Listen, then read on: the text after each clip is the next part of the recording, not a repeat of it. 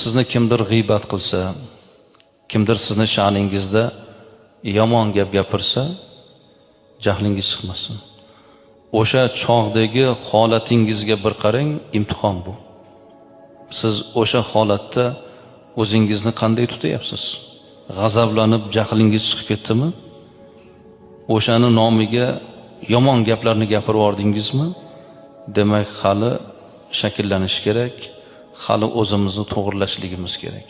Kimdir bizga birov kelib, sizni falon joyda bir odam yomon gapirdi sha'ningizga, g'iybat qildi desa, darrov jahlimiz chiqib ketadi.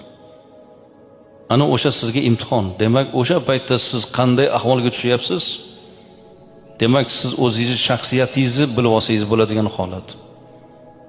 Ulug'lar kulib qo'yishgan. Odamlar bilmaydi, o'sha odam meni yaxshi tanar ekan deb qo'yishar ekan. Qarang.